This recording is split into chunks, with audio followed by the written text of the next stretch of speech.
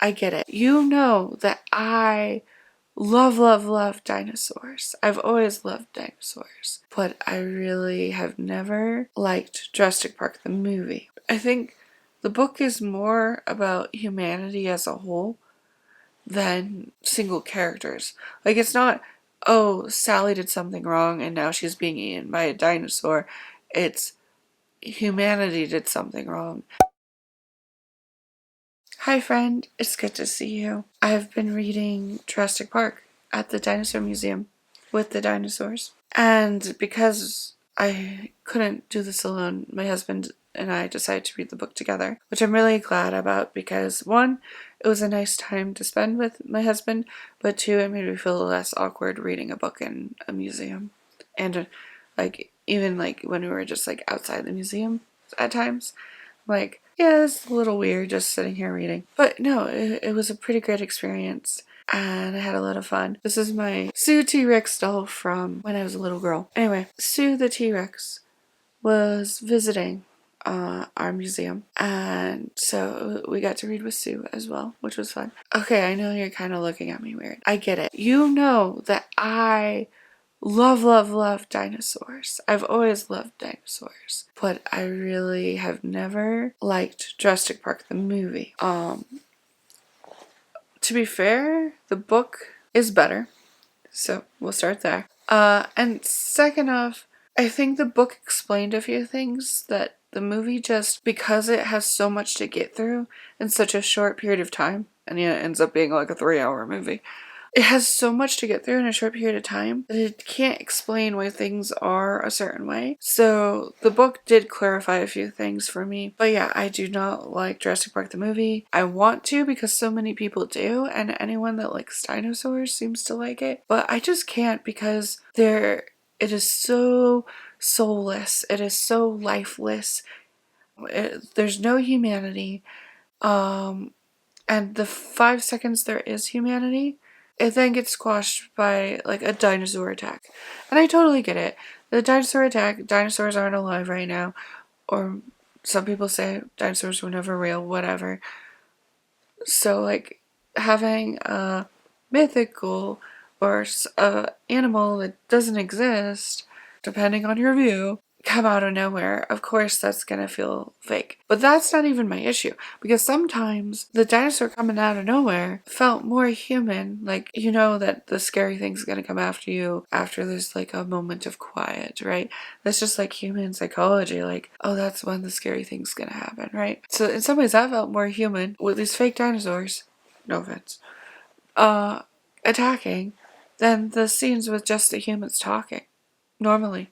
They're not afraid, they're not scared, they're just talking. You see what I'm saying? And I have so much negative feelings about the movie that I usually fall asleep at some point during the movie. And you'd be like, oh, so you've never seen the movie? No, I have. Because everyone loves it. Everyone wants to watch it. Everyone acts like it's this masterpiece. And maybe for its time, it was a masterpiece. Because the story is actually good. And I feel like they did a good job for what they had. So I don't want to be a complete jerk. Okay, but the book is so good. It's not my favorite book. It has issues. I'm someone that when I read a book, I really like character development. And part of the reason the movie feels so lifeless is you meet these characters, but they are like caricatures or stereotypes of a person. They're not a full person. And then because this only happens over a weekend, per se, they don't get as much development as I wish they did. And in the book also doesn't have a ton of character development. So for me, when I read, I really value character development. And so when there's none, or it's very stereotypical, I didn't like that part of the book. But I still think the book's very good. So basically what happens, I feel like everyone knows the basic story of Jurassic Park, but I will still tell you the back of the book because, if you haven't seen it or read it in a while, you've never experienced Jurassic Park, let's just at least put you in the right setting, An astonishing technique for recovering and cloning dinosaur DNA has been discovered. Now, one of mankind's most thrilling fantasies has come true. Creatures extinct for eons now roam Jurassic Park with their awesome presence and profound mystery, and all the world can visit them for a price. Till something goes wrong. In Jurassic Park, so basically what happens? 2 doctors that deal with dinosaurs. A mathematician that also kind of does risk assessment person. A lawyer, and the guy that runs this park go to the park. When they arrive at the park, because it's a whole island. They arrive at this island, and then we end up with the guy that starts the park. We end up with his grandkids also showing up. Don't. Because if you're gonna have a scary or thrilling story, you need to put children in peril. Anyway, so we have the guy that's created this park and is so excited, and he hasn't opened it yet, but he's like going through all the processes of making sure it's safe and good and whatever before he opens it. And this is his dream, okay? This is something he's dreamed of forever, and he knows he can make money off of it. And so he's very excited about his little park, right? I say little, it's not little, but I'm gonna say little. Okay, so this group of people gets to the island. They're checking out. They're trying to make sure it's realistic. They're trying to make sure it's safe. They're trying to make sure it's a good idea before they open it to the public. Okay, fair, whatever. And like I said, his grandchildren show up, and so they decide to go on this tour of the park. Okay, makes sense. You're here to see if this is fun, entertaining, positive, whatever. Good idea, right? And so they go on a tour of like the back end of the park where they see like how these where these animals are kept, how they are made, like the inner workings to make sure things are safe. They get in these cars and they go around the park, and like on the cars are on like a track, and so they're like going very, very slowly around everything. You know, normal stuff. And of course there's all these questions brought up about like, is this a good idea? Is this safe? How much can we charge? Because it's one of those things that could be like a luxury item, or it could be one of those things that we want everyone to be able to enjoy, kind of thing. And so like the conversations about that kind of stuff are interesting. And then we see some of the dinosaurs roaming around. Everything seems calm. Everything seems peaceful. Everything seems good. But then after that moment of calm, dinosaur attacks. Yeah, the dinosaurs start acting weird. The park goes offline. Every negative thing that could happen starts happening. And of course, it's when this guy's trying to be like, to the risk assessment guy, it's calm. It's safe. We don't need to worry. There's not going to be anything wrong. And then everything goes wrong. So it's simplistic, but beautiful in many ways, the book. However, like the book starts off where a bunch of people on islands near this island there are these weird looking creatures that people haven't seen before coming out of the forest and like attacking people. And they're like small. So like people are like, what's going on? Like, where did these things come from? And so that was a huge part of why the risk assessment guy even came to Jurassic Park, and the lawyer, is not only is this park safe, or make sure there's, nothing that could happen to people, blah, blah, blah. It was also in the book made very clear, no, things were already happening to people. They just were on different islands. They weren't on the island that's Jurassic Park.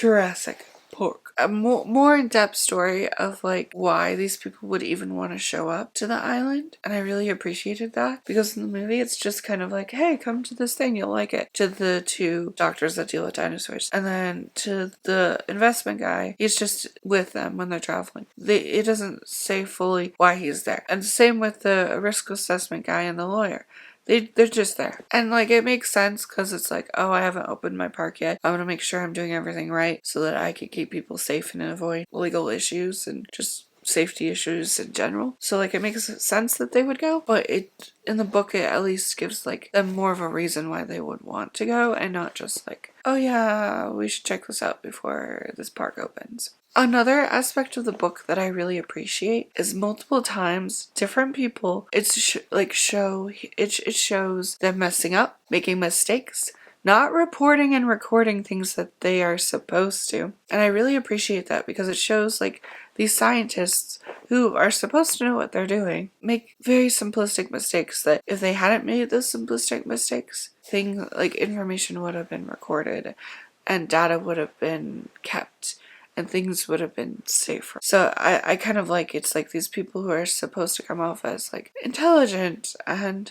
knowledgeable and capable in their position, like not recording things or recording things wrong, which then leads to human error, which then leads to more of the chaos happening. Because the thing is, like, because everything goes wrong at once, it's like, well, it didn't have to. There should only be 1 or 2 problems, not 20 billion, you know? And because like these people are making like silly mistakes, small mistakes, things that most people wouldn't even be like, oh, that's a mistake. I was like, no, that was a mistake. You're not following protocol. You're not following rule. In this particular case, for people's safety, you should be following rules. So I appreciated, like, in the book, there were more examples of like why the park went offline, how it went offline, why the dinosaurs that were everywhere else even got out, and were like there was more examples of why that, like, things like that could have happened. And then kind of along with the air of like people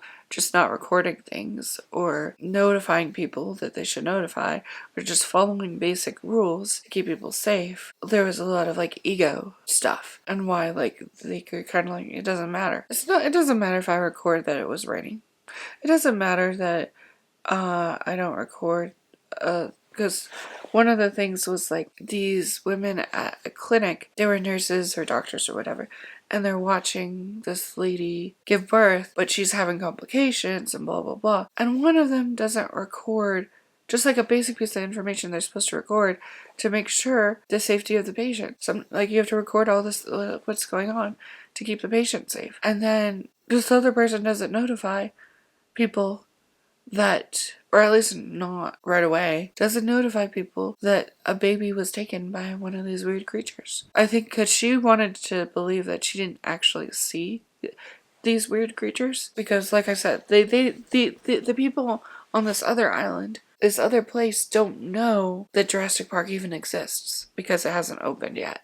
They would have no idea why these random creatures are coming out of the woods and they've never seen them before. And so I think she just wanted to believe there's no way I saw this random little creature steal a baby or get near a baby or whatever.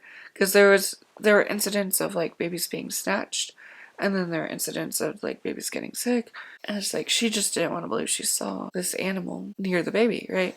Yeah. But they also talk about hope for humanity in general, and how like despite human error, despite human ego, despite all these things going wrong, there is still hope, and there's still reason to hope. And hope is not just this silly little thing that we need to forget about. So I appreciated that as well. But yeah, there was a lot of things going wrong that shouldn't have gone wrong. There's not a lot of character development. These characters are stereotypes, caricatures. They lack life. They lack souls in a way. And because they're so lifeless, you don't care when someone or something is attacking them. That is the one downfall. Is, oh, that character? Yeah, I don't care about that character. That character can go die. And I think an author especially would want people to care about their characters. So like that, I feel like is a downfall of the book and the movie. But like especially the book, because it's like in the book you have opportunity to give this person more depth, and you just didn't. So that became really frustrating and really like anger inducing. But then again, I think the book is more about humanity as a whole than single characters. Like it's not, oh, Sally did something wrong and now she's being eaten by a dinosaur. It's humanity did something wrong and now they might have to deal with these dinosaurs, like as a whole.